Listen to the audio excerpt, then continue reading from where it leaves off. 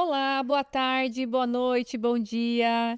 Estamos aqui novamente em mais um episódio do podcast Entre Taças e Casos. Eu, Pamela Machado, advogada, estou aqui com a Raquel, advogada familiarista também, Eduarda, advogada gente. também familiarista, e hoje traremos mais assuntos, mais casos de família para vocês. E hoje, em especial, né, Raquel, traremos aí um caso concreto que está na mídia Sim. e também um caso real, aí um caso que, enfim, a gente recebe dos nossos seguidores, dos nossos ouvintes, que iremos aqui debater com vocês. Sim, Nós vamos brindar, vamos brindar. apreciando um vinho. Apreciando hoje um vinho branco aqui, Que a ó. gente gosta, né? Exatamente. Ó, até aqui entrega a marca de batom, de como já houve Os brinde, debates já já degustação. isso, já houve degustação. E a gente resolveu ir falar hoje de um caso que realmente chocou o Brasil e nos chocou como advogadas, como mulheres, né? Que foi um caso de um pai.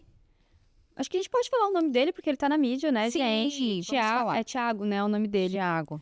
E ele, pra se vingar do término do relacionamento, porque ele não aceitava o final do relacionamento, e isso que acontece muito quando a gente fala de violência doméstica, né? Esse é um momento que o homem normalmente ele perde o controle. Ele resolveu se vingar da ex-esposa dele. E aí eu achei assim engraçado, entre aspas, né? Que ele falou que ele tinha um plano A, que o plano A dele era matar a mulher E os namorados. e os namorados. Mas, como não deu certo, ele resolveu matar o filho, gente. O menino Theo, O menino Theo. né? Esse caso chocou não só as mulheres de todo o Brasil, de todo o mundo, mas, né, qualquer ser humano, né, que escuta essa história, que vê essa história, fica impactado, fica Com chocado. certeza. E o mais impactante foi no depoimento dele, né? Quando o policial perguntou se ele estava arrependido, né? E ele disse que não, com muita naturalidade. Que a mãe do menino, no caso a ex dele, ainda precisaria sofrer um pouquinho Meu Deus. para daí Daí... ele começar a se arrepender. Psicopata. Psicopata total. completamente. E o jeito que ele planejou matar a criança, porque ele colocou ela dentro de uma caixa, né? E aí ele jogou ela de uma ponte com a intenção que ela morresse afogada. Então você consegue perceber que ele queria realmente que a criança sofresse também, né? Exatamente. E o pior de tudo é que o rio não tava nem cheio. Então eu não sei, assim... dá até um ruim conversar uma Ele coisa bateu a dessa, cabeça, né? Ele bateu a Bateu a cabeça nas cabeça. pedras, foi um...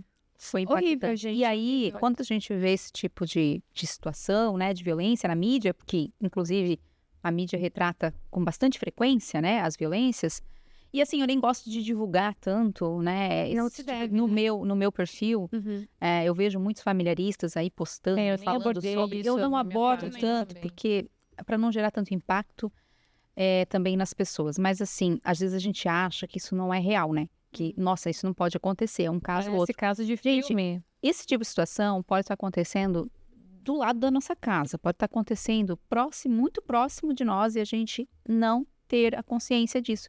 É um caso, por exemplo, que chegou até nós, né, nos directs, veio no meu direct, né, já compartilhamos aqui entre nós a história de uma seguidora nossa, a Lorena, né, e ela tem um caso muito semelhante ao caso do menino Theo, porque ela vive um casamento há 18 anos, e sempre sofreu agressão, ela sempre foi violentada, tanto fisicamente quanto emocionalmente, patrimonial também. E há 6 somente, há 3 anos é que ela realmente começou a pensar e a cogitar a possibilidade do divórcio. Isso é muito... Por quê? Ah. Porque Começou a perceber que tinha alguma coisa errada só Porque- depois de muito tempo. Sim, porque o filho nasceu, o Samuel, e o Samuel hoje tem 9, mas desde os 6 anos ele é violentado fisicamente pelo pai, agredido física e emocionalmente, e o pai inclusive coloca ele para fazer trabalho, gente, cortar árvore, cortar madeira, com objetivo nenhum, é simplesmente para que o menino se machuque, para um que ele castigo, é um não é castigo, diferente, assim, exatamente. daquele pai que, tudo bem, meu filho é novo, eu cresci trabalhando, quero ensinar alguma coisa para ele. Na verdade, é um trabalho que é para machucar a criança, né? E é uma coisa meio psicopata, né? E isso sempre acontece quando, por exemplo, o pai entende que a mãe fez algo que ela precisa um castigo. Então, até o Samuel nascer, ele batia na mãe. A partir do momento que o Samuel nasceu, ele permaneceu batendo na mãe. Então ele usava a criança pra castigar a mãe. Hoje, ao invés, ele troca, ele reveza.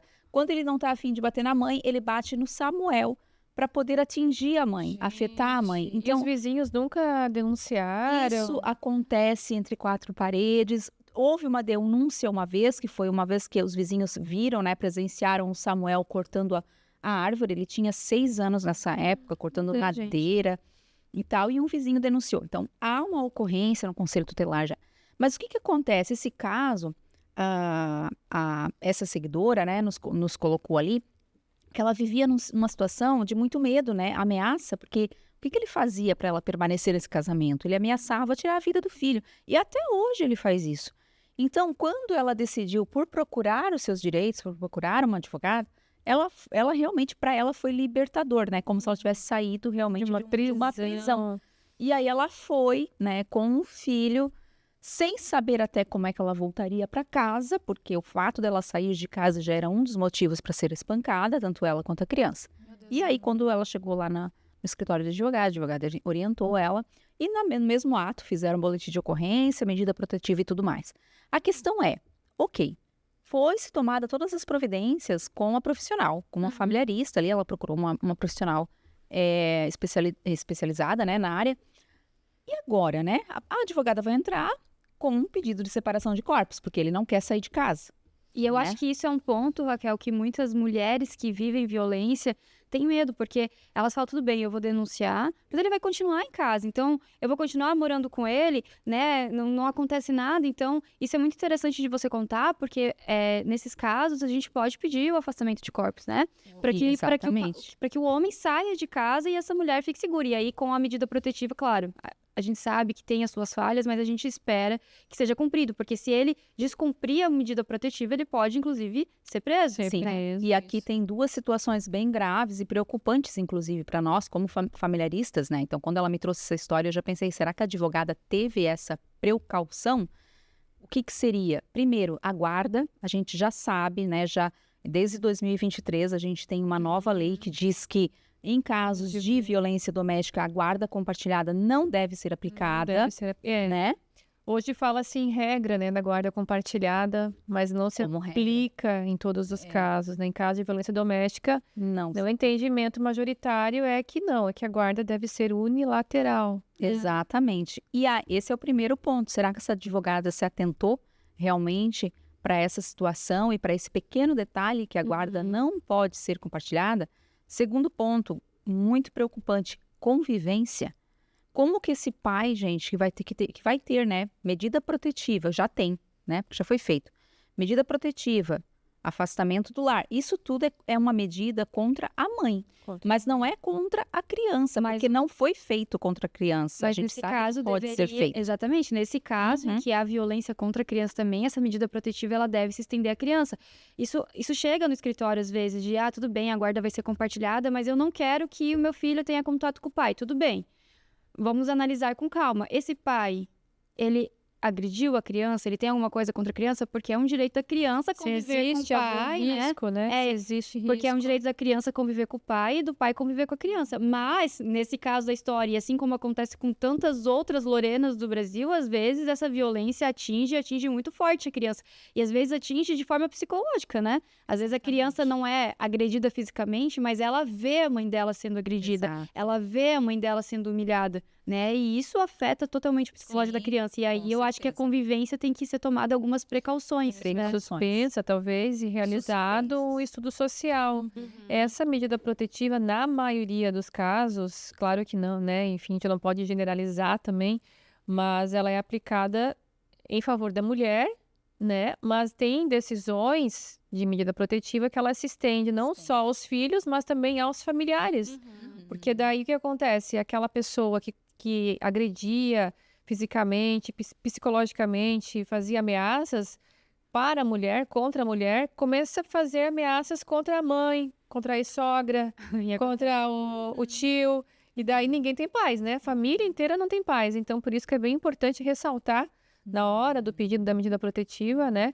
É que esse benefício se estenda não só à mulher, mas também a todos, Exatamente. claro, né? Existindo indícios, né, de risco, existindo provas de que isso realmente é necessário. Exatamente. E foi interessante o fato de que ela me confessou que o que a fez criar coragem para ir em busca, né, de uma advogada, enfim, que pudesse lhe representar, foi o caso do menino Theo. Esse caso Sério? que nós Olha estamos só. compartilhando hoje aqui, porque ela disse para mim assim, doutora, como é que eu vou me sentir segura se eu tiver que liberar o meu filho para convivência com o pai? O que ele pode fazer com o meu filho para se vingar de mim, até mesmo porque ele já prometeu para ela que ele Que vai fazer. mataria o filho, né? Então, gente, é um caso muito complexo que às vezes a gente até pensa que não acontece na realidade ou que é assim uma exceção, né? Porque uma vez ou outra aparece lá na mídia, mas não, é muito real. E esse caso que apareceu na mídia, eu também não compartilhei na minha rede social, não quis compartilhar porque foi muito chocante. Só de ler já fica mal, né? Ainda mais vocês que são mães, né? Nós que somos mães, a gente vê isso e fica, né, assustada, enfim. Mas foi importante a mídia trazer isso justamente porque isso encoraja, né, outras mulheres que Com passam certeza, pela mesma com situação. certeza. Então, a gente nem imagina o que acontece, né? Imagina quantas pessoas, quantas mulheres vivem isso dentro dos seus lares e a gente nem fica sabendo. Quantas Lorenas, né? Quantos Samuels, quantos Theos, né? Existem por aí hoje, precisando do apoio, precisando que a sociedade olhe para eles, né? Com compaixão. A gente entende que, na grande maioria das vezes, as mulheres, enfim, por uma questão até cultural, tardam um pouco para ir em busca dessa segurança, né? Dessa proteção jurídica, né? A gente até entende, mas eu não compreendo, porque eu vejo assim, uma vez que você não vai em busca dessa proteção, coisas muito piores podem acontecer. E aí, se você já está numa situação, né, que te deixa vulnerável, com medo, o que pode ser pior do que isso, né? Eu fico pensando, o que pode ser pior do que você viver com o agressor dentro da sua casa, sendo ameaçada, sendo agredida fisicamente, psicologicamente, o seu filho também. O que pode ser pior que isso? Eu não consigo compreender, na verdade. E essa história que tu me contou, Raquel, lembrou uma outra história que estava na mídia semana passada. Eu não lembro o nome da mãe, mas eu acho que era Paula e ela era médica. E aí ela também vivia uma situação de violência doméstica.